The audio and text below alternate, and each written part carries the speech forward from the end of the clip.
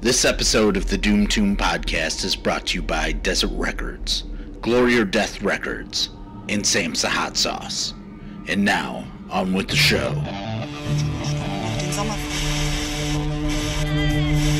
And we got to talk about this? Because I'm keeping a list. I figured I would learn something in this podcast and nothing else. At first, I was like, it's so, this is so fucking cool. I listened to that and it opened my eyes. You just sprung it on me in the literal last second, it's already done. What the hell? This is not what I signed up for. Like space alien? I'm curious, and maybe you can expound on it. I want to talk about a little bit about the gear. Can you edit that out? This is Fuzzy Cracklins from the Swamp Records, and you are listening to the Doom Tomb. When Mozart would sit down to compose a new piano concerto, he'd first pause, close his eyes, and say to himself, I better make this as hard as fuck to play.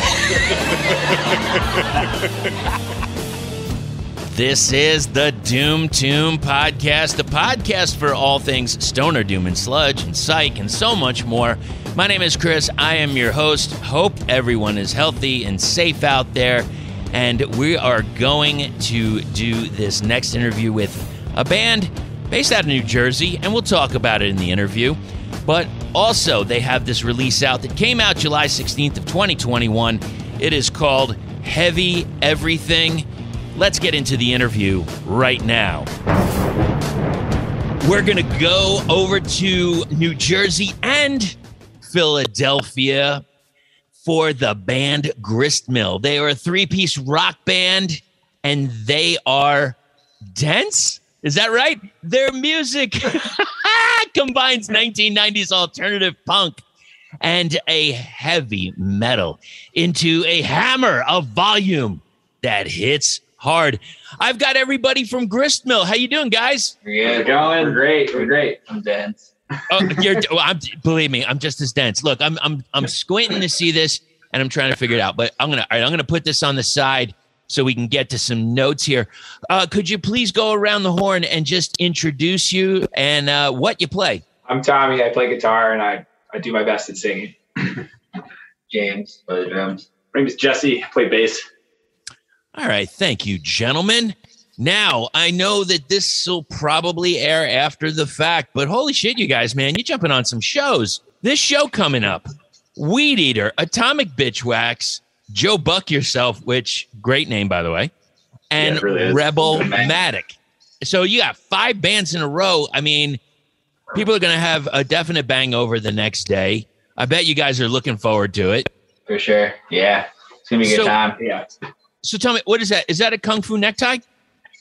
Correct. Yeah, in Philly. So I've never been there. Explain the place. Tell me about some of the ambiance of Kung Fu necktie. How do you describe the ambiance? I mean, they've been a total darling to us in the last month. It's been really incredible. But Jess, you can. Yeah, it's his home. It's his home turf. So it's a cool place though. Yeah, small venue. Yeah, it's small, but they could definitely pack a lot of people in there. It has kind of like a hipster vibe. There's various things on the wall. Got Philly's famous citywide special, which is a shot and a beer for cheap. It's kind of a Philly thing. Like a lot of big bands can come through there. Sure. Anybody from Weed Eater, Every Time I Die, a bunch of different bands like that. Yeah, its reputation is bigger than its capacity. Yeah. Hey, we got a place like that here, Yucca Tap Room, and anytime you guys want to come out to Arizona, man, at Yucca, and I know you're shaking your head. Have you played there? No, I just see you're all over that place, and that's cool. Yeah, it's like a second home, and it's got a ton of craft beer. So, what more do I need, really? Seriously. So, you also just played with Telekinetic Yeti. Tell me about that show.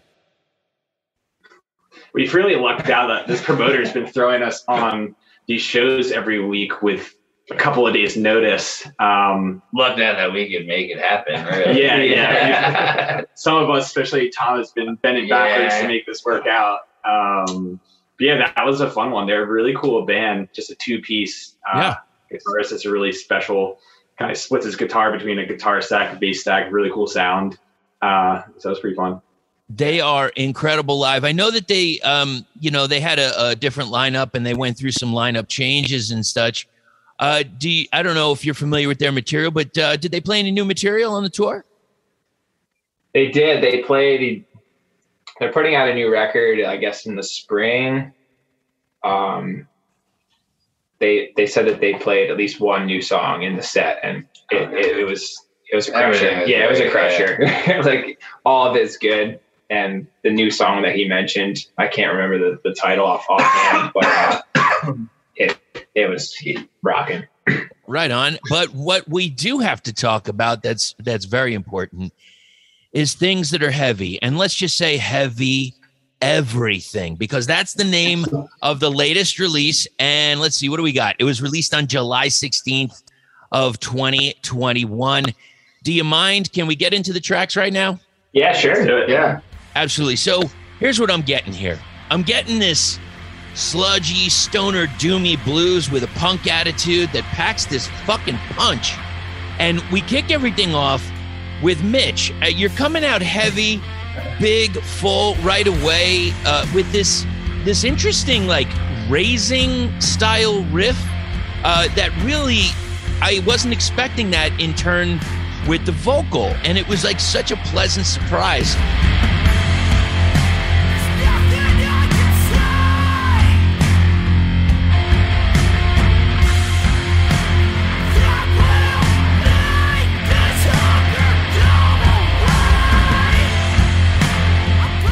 And that vocal comes in really powerful, tasty solos, and boom, there you go. That's the start. What can you tell me about Mitch? So Mitch is actually kind of a funny story. Yeah. We've had a ton of different practice spaces over the course of our time playing together, right, which has actually been pretty fun. So at the time we were practicing in like a warehouse by an airport in Wall, New Jersey. And there was like a smaller front room that we practiced in at the time. And then eventually we practiced in the much, much larger back area. But we were just playing this song that I had this riff and it kind of just cycled on itself. The main riff that you hear with that kind of like, yeah, that lift thing. And we were just kind of cycling on that. And we eventually transitioned it to the end part, just really just jamming and having some fun. And after, we messed around with it for 20 or 25 minutes, it's kind of like, all right, well, I guess that's a song. It was real organic. Yeah, it was. I just started playing the riff, and Jesse came in with the bass part, and James was kind of like, they were just grooving, and we were doing that whole thing. And then when we finished practicing for the day, Jesse, oddly enough, was like, yeah, you should write a song about eating Mitch McConnell. It was in the midst of some sort of, like, legislative gridlock, whatever it is. And I was like, I don't know. I don't know if I can make that happen. It's kind of like outside of my wheelhouse, because writing lyrics has always been a bit of a challenge for me personally.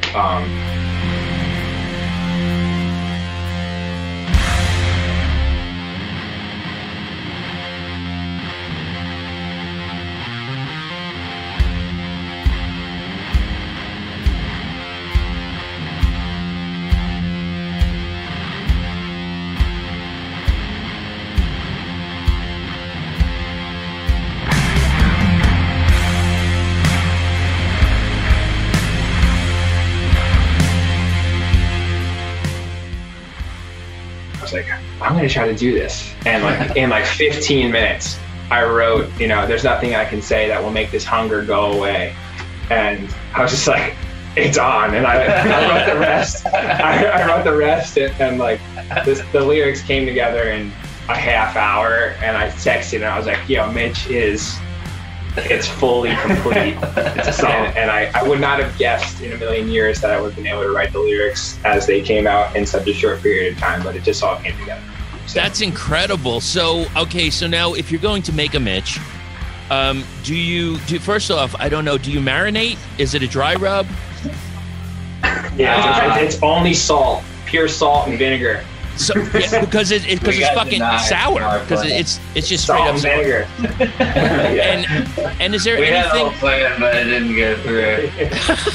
Yeah, there's supposed to be a music video, and maybe there will be someday, but there's supposed to be a feast. It got too political. Yeah, it got shot down.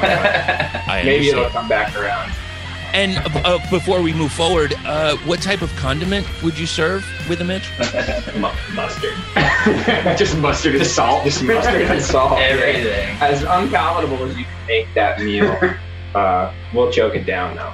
All right, indeed. And I don't want you to ever think of muting yourself, so that I guess we'll just move to that second track right now, which is Mute. And I know.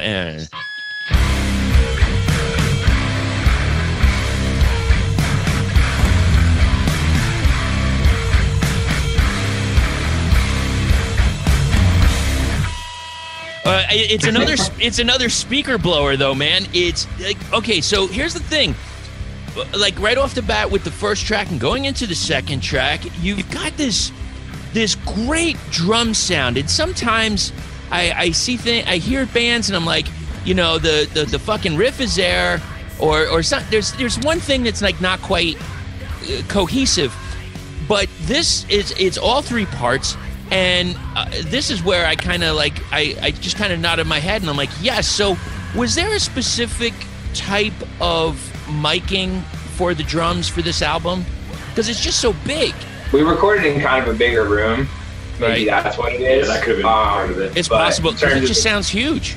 And that, yeah, like we just got to give credit to Mike for really like doing his thing, because it didn't seem like there was any real wizardry that went on. Nah. Nah. From my point of view, I think it was just like kind of a professional, exacting approach, and he just did a good job. Gotcha. So, okay, so the second track, we got this balance of riffs. I felt some kind of like, almost like ASG style of a riff, along with like some really slow head bobbing jams. But for this one also, the bass for me on this track, it's that 1-2 punch that just kind of drives the song along. What can you tell me about Mute? The bass section? Just the whole song? Yeah, I mean, ASG is cool. Like, I made a surf video when I was like a sophomore in high school, and the music that we used for it was ASG. So right, there you go. I've liked that band for a long time, so that's pretty cool. Yeah, I mean, if there's anything punky about the band, I guess it's Mute. Yeah. I think Mute was probably like at a period where we maybe transitioned a bit more to like what Gristmill has become as a whole, as opposed to like the songs that existed before we really kind of started playing together for a longer period of time. I played drums in a punk band for a long time, and I've always liked punk, so like blending the stoner thing with punk, it's like just kind of what happened. And it's exactly what you hear. You know, Mute is probably that point when that song came together, and I forget exactly how that song got written. It was quick. It was early on, yeah. But like, I think that was when things started to become like the three of us playing together. You know, and it wasn't just like, oh, this is a song I wrote by myself. You know, we wrote that one together. Okay, cool, man. And if we move forward to the third track, which is Irony, I don't know why I felt this, but for some reason I felt like this is where the weed finally kicks in. What can you tell me about Irony? Irony. The weed kicks in the end of Mute. But... Yeah, the end of Mute into That's Irony. That's true. I can tell you for sure the lyrics are about Washington, D.C. Right. Particular event that happened where some group was like protesting the like National Native American powwow with all sorts of garbage, and I was just like, man, this is so unfortunate that like the First Amendment protects, you know, the right of people to just shout at people who are trying to like assemble and like acknowledge their culture. Right. But like, that's the irony of the First Amendment, right? We live by it and have to kind of suffer through a lot of that. Yeah, so that's what that song is. I can't say a whole lot about like where the guitar parts and stuff came from. Also came together fast. Yeah, like the end part, there's like a little breakdown part. It's got like some major harmonies with the guitar. Working like that and Glassdoor at the same time. it's we wrote it fast. I think it sounds pretty good. I can say more about the lyrics than anything, but yeah, I got you. Okay, well, thank you very much. And we're gonna have to move to the Goblin now. It takes a little bit for the vocal. Almost a sort of. I like that story. Oh, this is okay. And there's a story. We can tell you about this song. And when you kick in, it's almost like it's like there's kind of like you're proselytizing, like you're talking to the masses on this track. What can you tell me about the Goblin and tell me about this vocal? What's going on? Do you want to start the story? Yeah. So before I was in the band, there was a different third member, and so when I joined, it was one of our first practices. Right. And James and I were in the basement, and practice space 1. Yeah, practice space number 1. I mentioned that. Indeed. And the main riff where the bass starts is just something that I started playing out of the blue, and then all of a sudden, and like James is going, and then Tom runs downstairs because he's stoked.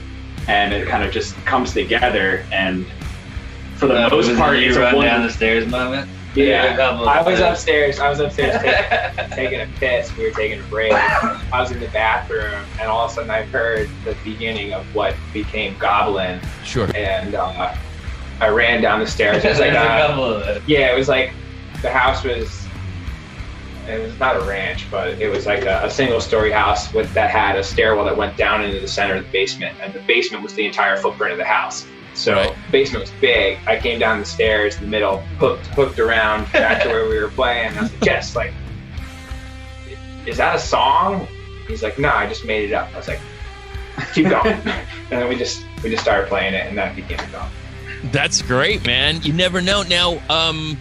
Now, normally I don't ask this, but I have a question about this piss taking that you're doing. Is that in the same bathroom where the stack drops their load of riffs as well? I saw something on Instagram, and I'm just curious. No. That's at my house. This is a different place.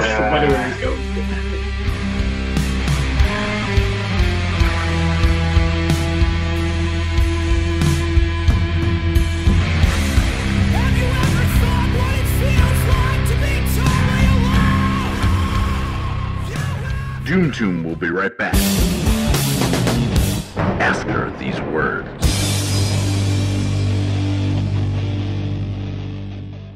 Are you looking for a label that focuses on desert rock, doom metal, stoner rock, psychedelic rock, heavy metal, and experimental music? Look no further. We've got it here with bands like The Angelus, The Misery Men, Grim Earth, Dizygote, Sorsha, L'Uomo Nero, Redbeard, Wall, Doors to Nowhere, Abysm, and so many more. They've got a tiered subscription service. The link is in the show notes. It's Desert Records. Yeah, it's time. It's time to enter the desert. You know what to do. You know what to do. You're listening to the Doom Tomb.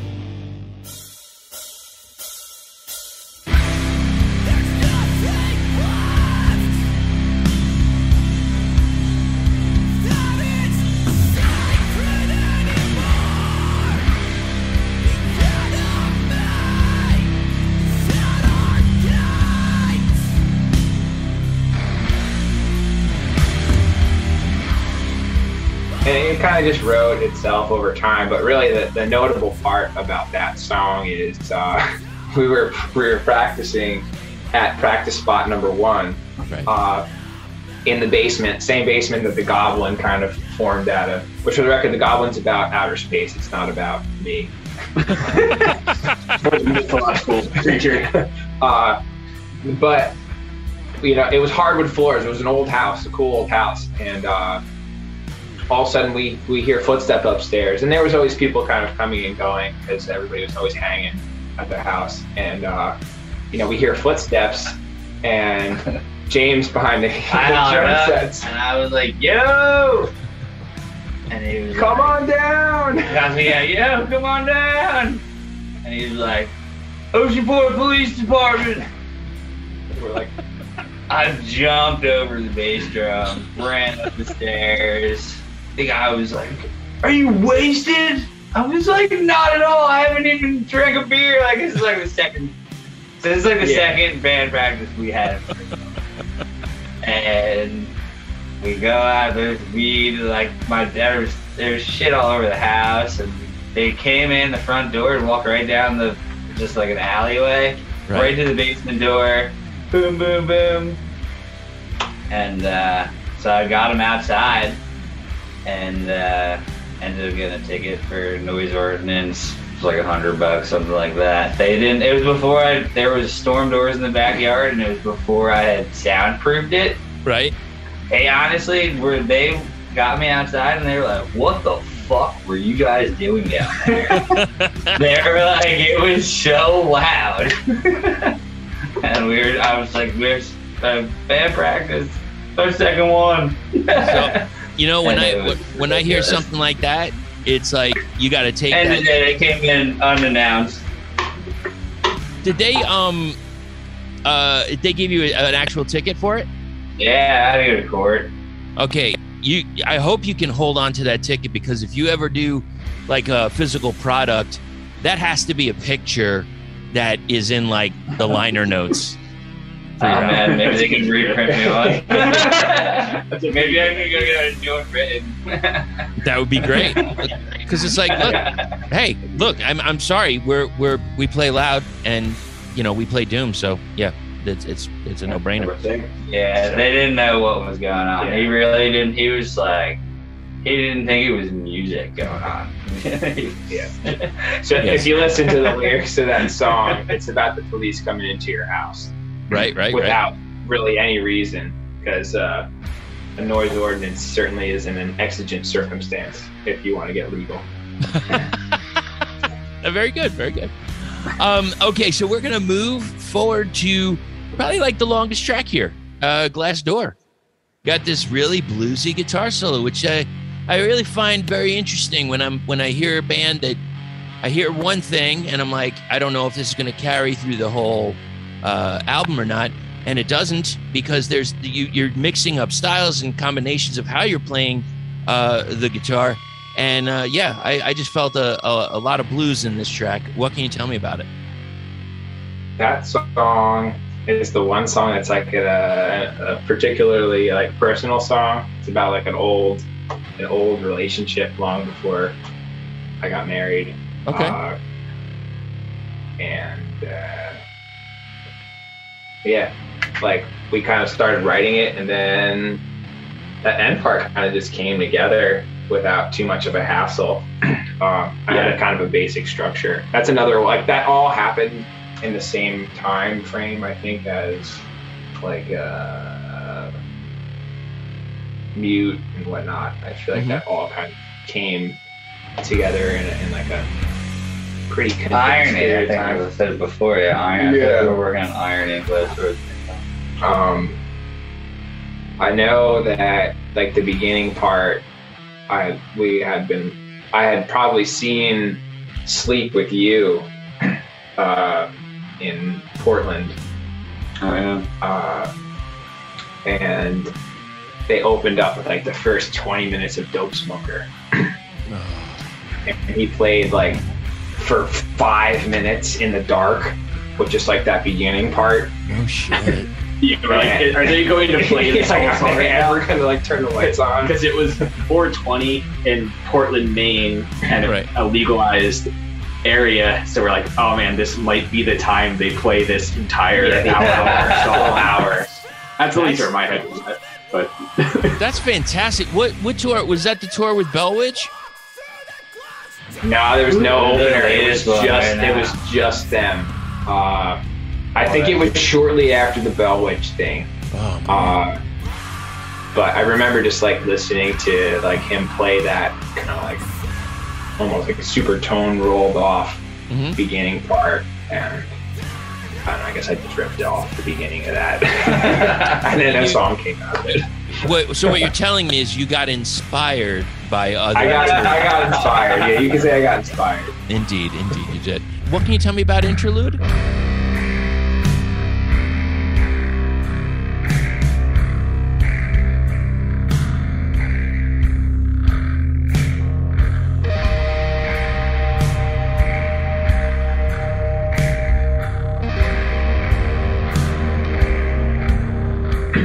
Yeah, I guess the one unique part in that song, I got to use this. It's called like a Mutron pedal. Okay. I believe Al from Sleep actually used the same pedal in some instances. And the studio we were at, Moonlight Mile recording, Mike, he had one of these pedals. It's a real old, no power pack. You plug right from the pedal into the wall, and got to mess around with that a little bit. And it's fun, to include little things like that on the album. Hell yeah, man. And, I could talk about it now. So you say like it's kind of like a, something that you were tooling with, and maybe something to open a show. Do you guys normally do that? I find that kind of interesting, where some bands, they go right into a track with no like here we are. And some bands get on the stage and they get like a slow burn of I'm just letting you know it's going to get loud and it's going to get crazy and here we go. Which do you normally do when you open a show? I think if we're gonna do a little intro, it hits hard. It's not even gonna be a slow burner. It's gonna come in hot. Yeah, like 2 clicks. We don't even get 4 clicks. Yeah. Usually it's just 2. Unless if we don't do that, we're coming in with a riff. It's just a song, but yeah, it's usually a song. We've tried to do intro a couple times. When we were just up in Boston, we did an intro that went pretty well. A new song that we're working on. Yeah, a new song. That was cool, but for the most part, we just go right into the song. So. There you go. And if we move to Stone Rodeo, we've got we got this like chugging kind of like Out for Blood type of riff into that solo that takes you on a journey, man. What can you tell me about Stone Rodeo?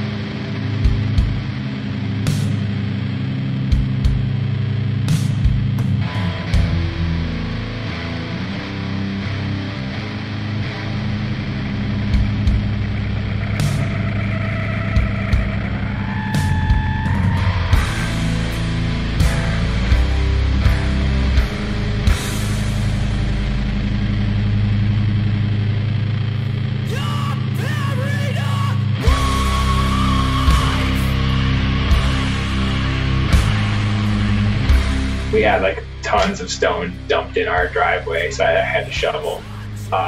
So I'm Buried Alive is just like reference to that. What were you gonna say? How did it come out? It came out great, and like despite the fact that I never built a patio before, 3 years later, it's still super level. So nice. I did the proper prep work.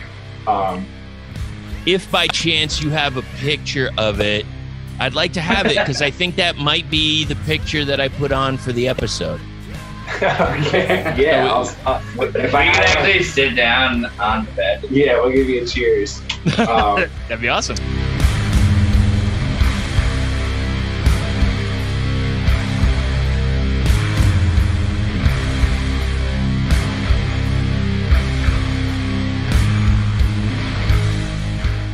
Hey. Good. You're listening to the Doom Tomb. So you might be thinking to yourself, where can I find a place where rock and roll lives and we aim to bring you the best of the best? With bands like Sabbath Buddy Sabbath, A Bow to Your Masters Tribute Volume 1, Thin Lizzy Volume 2, Deep Purple, and other bands like Kvasser, Formula 400, Call of the Wild, King Gizzard and the Lizard Wizard, Moss Generator, Old Fashioned Assassin, Kook, Great Electric Quest, Red Witch Johnny, and so much more. It's Glory or Death Records. Head over there, and you know what? They have some limited release stuffs through Waxmage. I don't know. My pronunciation is always terrible. Either way, you gotta go check it out. Glory or Death Records, defending the faith.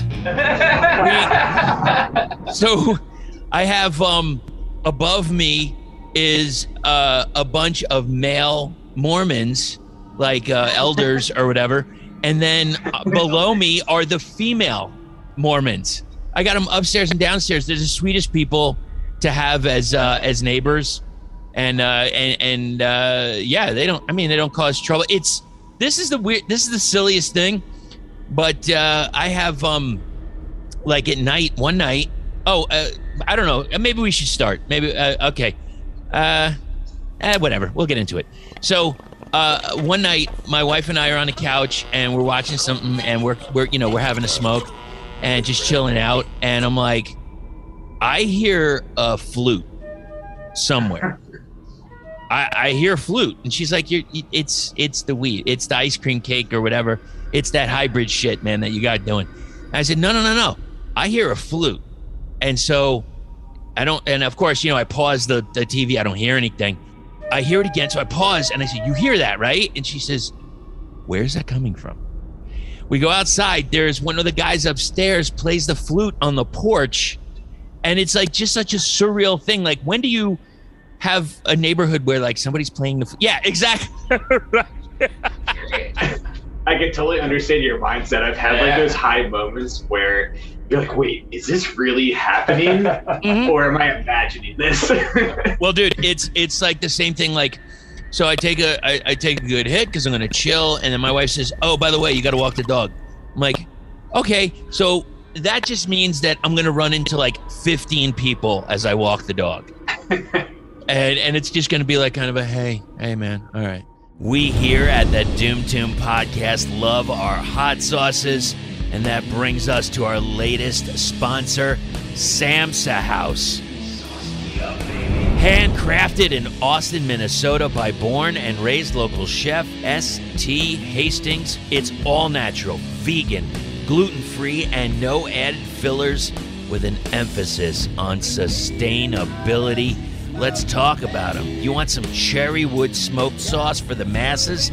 Grab some of that Smokey J. You want some charred pineapple and ginger with toasted spices? Check out the Piña Dañada.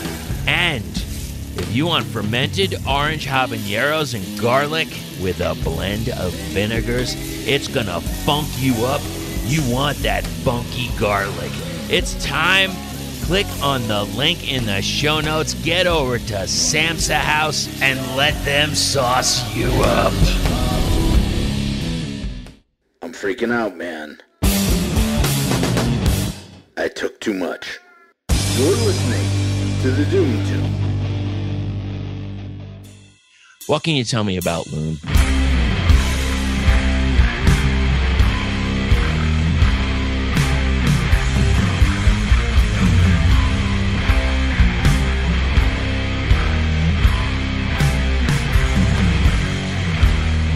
Song 2, right? Gristmill song 2? I don't know. I was going to say, I thought Loon was first. But...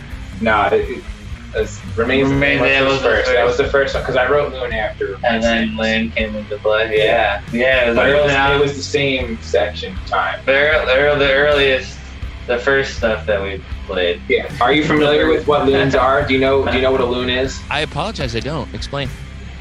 So, a loon is a particular waterfowl.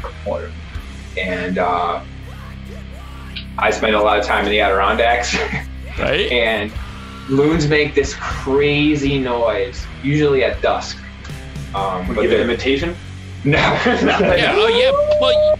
And they go crazy. Like they start calling, and like in the mountains, like it echoes. But like typically, like a pair of loons will stay together. And they have an unusual style of feeding where they feed on fish. Like they dive under the water and they spear fish with their beaks. Right. But then to digest them, they typically will eat like the stone and aggregate at the bottom of the lake to help digestion.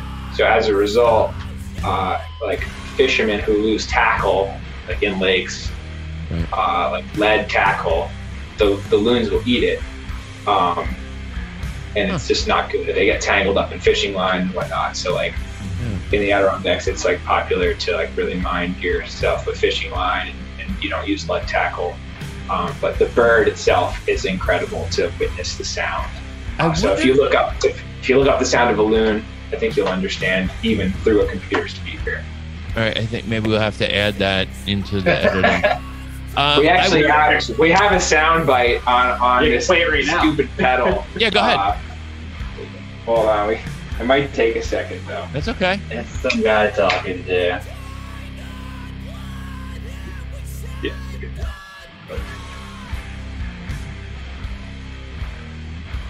I was thinking maybe I had heard them because I used to live in New York. I used to live in Rockland County and Orange County, so I'm wondering if I might have heard that at one time. On many occasions. We'll play it for you now. Here it comes.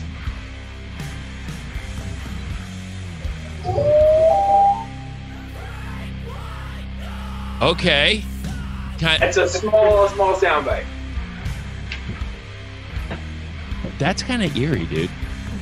It's super eerie, but when you hear it, like, for real, over and over, sitting on a lake in the Adirondacks, it's one of my favorite things about going in the mountains. It really is.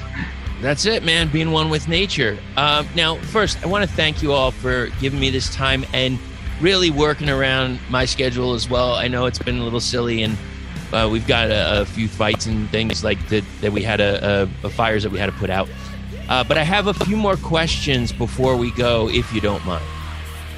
Sure. Okay. So, I guess the first question is, how close are you to your orange head? I saw that, like, I know you're married, but there was this thing, I saw that you were sleeping with that, and is there a special relationship with it, or what? That's actually Jesse's bed. It's Jesse's room. There it is, right behind you. There you go. It's actually, ironically, it's called the Creamsicle Suite, if you really want to know. So I allow the orange amplifier to sleep in the Creamsicle Suite on a nightly basis, and Jesse joins it from time to time. Wow, the band that oranges together stays together, I guess. It's a room painted orange. It's more orange than we wanted it to be. We were under the gun for times. We were leaving for vacation, and we were like, we're going to paint it this really pale yellow orange, and we refused to get a tester, and we got home, we opened the can, and it was like really orange. We're stuck with this.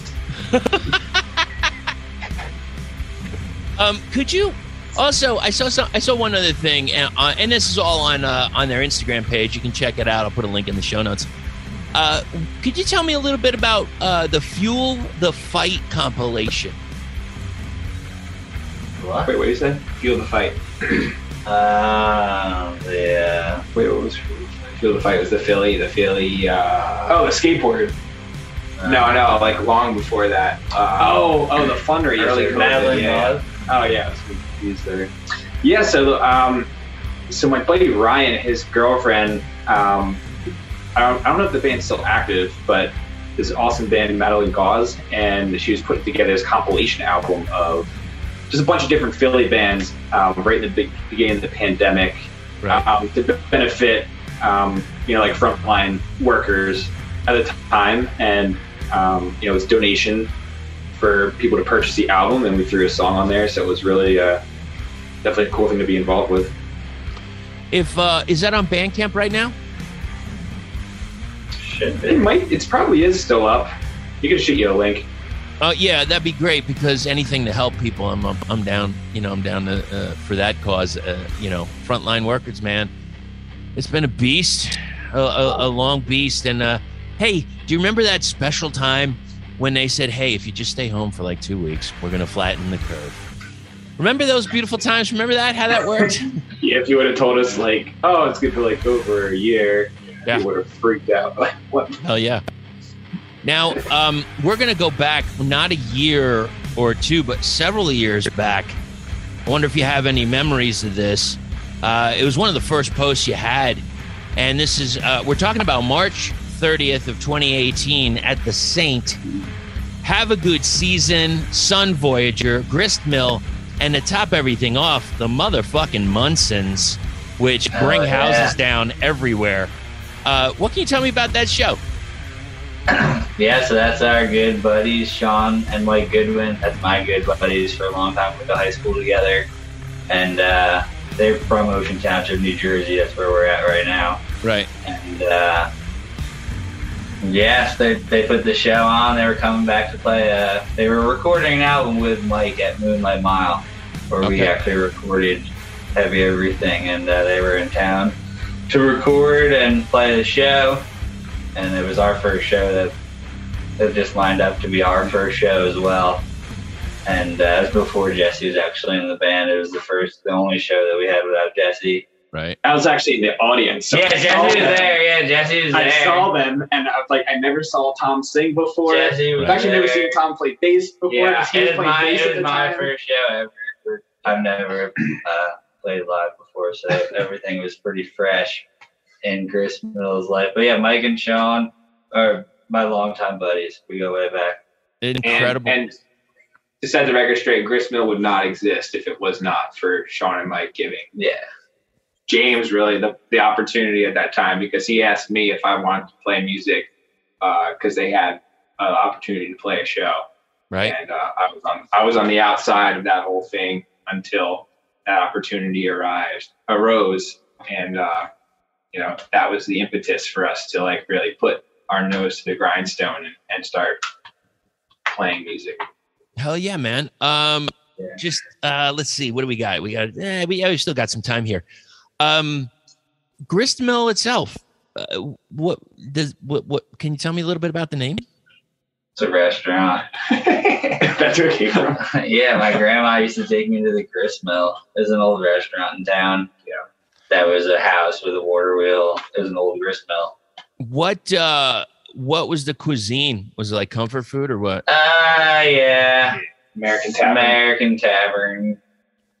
Was there anything that they sold that was like really indicative to the area? Like, I never knew this. Like, I was young. I just remembered the name and the building being cool. Well, that's all that really matters. And that's really all I remember. Yeah. Okay. So then we're going to move forward here. Places to play in your area. What do you suggest for somebody coming through town? I just went to the House of Independence on Monday to see Knocked Loose and Gay Creeper, Magnitude, and Karma. Nice. I've gone there numerous times. I could ride my bike to the venue from Neptune City where I live. The venue's top notch. The sound is good capacity. 2 levels. Yeah, there's like a floor level, and then there's like a balcony where you come in. Right on. I mean, the State's always been great to us. We've played at the Saint a bunch of times. Smaller venue. The sound there is great. As far as Philly is concerned, my favorite venue is Union Transfer. I think that would kind of be, if I had to pick, I think you're kind of on the same page. Yeah. If I had to pick somewhere to ideally play, and like, it would probably be there. Union Transfer. That might be my favorite venue. Okay, cool. Thanks, guys. Okay, so 2 more quick questions here, or maybe 1 question in 2 parts. What is the nerdiest thing that you are into? And you can go around the room, please. Who wants to start? I'd probably say the Constitution. Okay. Like, just I'm a history teacher. I like talking about the Bill of Rights. I think it's probably pretty nerdy. Okay. You know what? Every once in a while I do a top 5.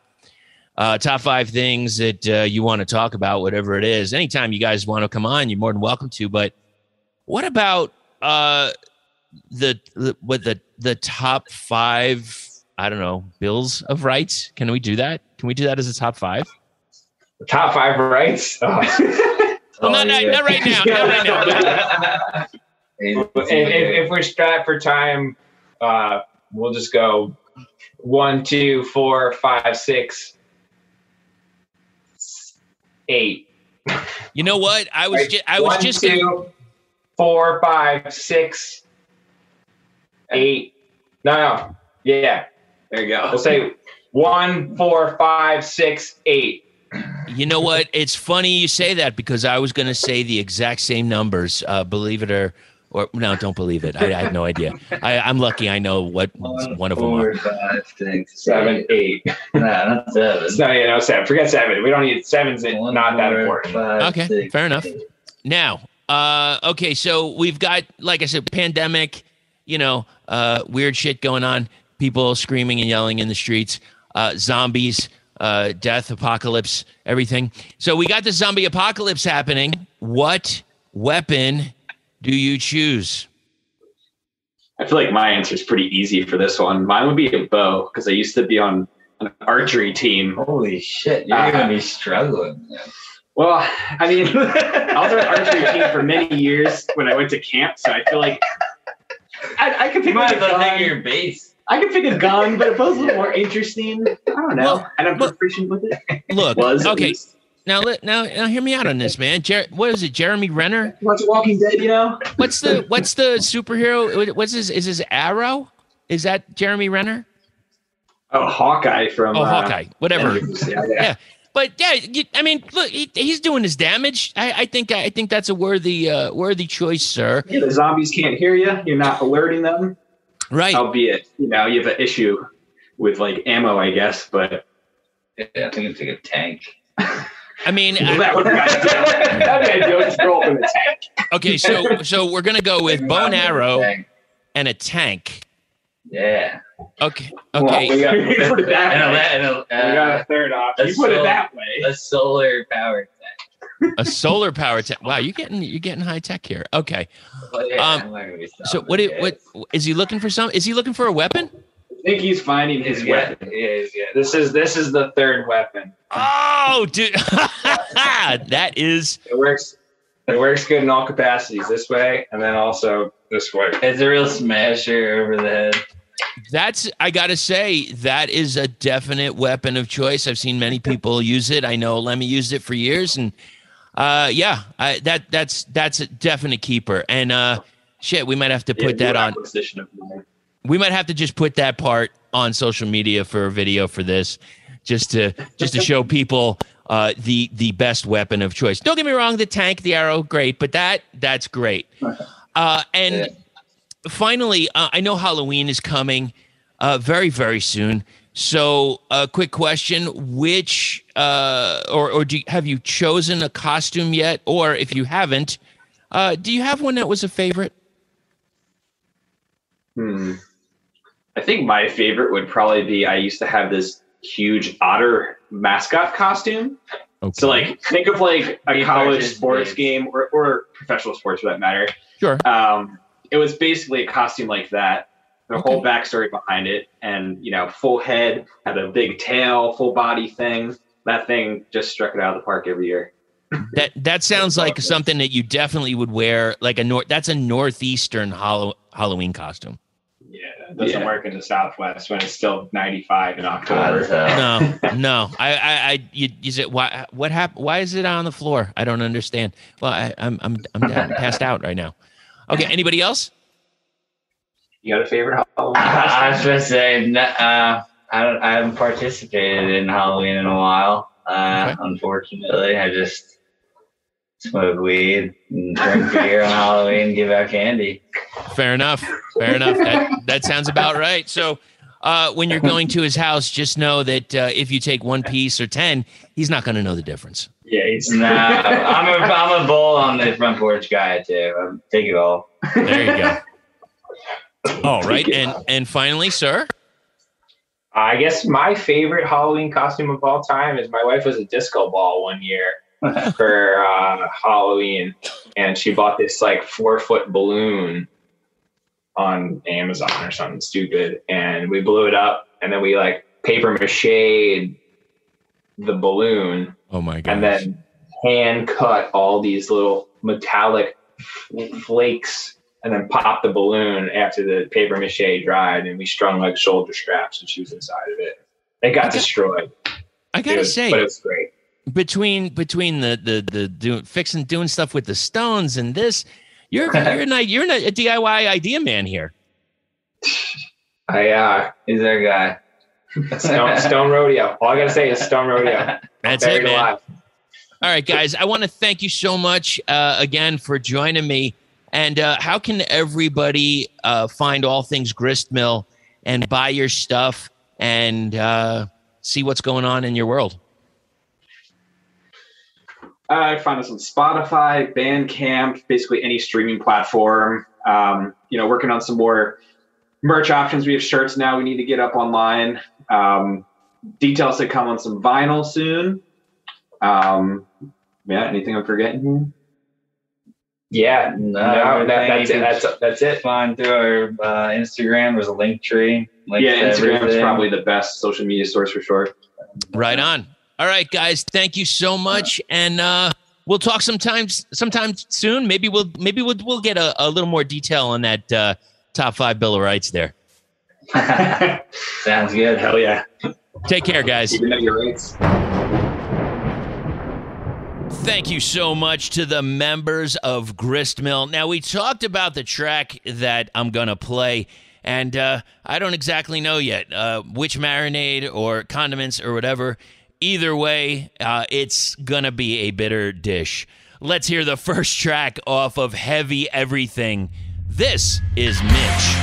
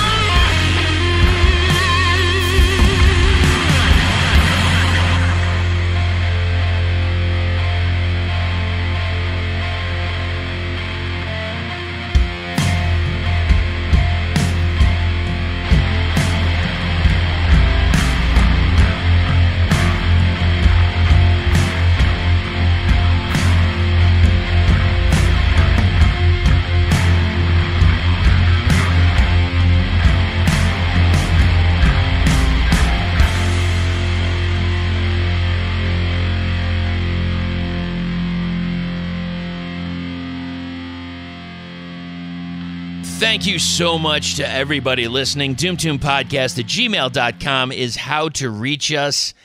And we have to talk about a few more things. So, Ian, could you please cue the music? You got it.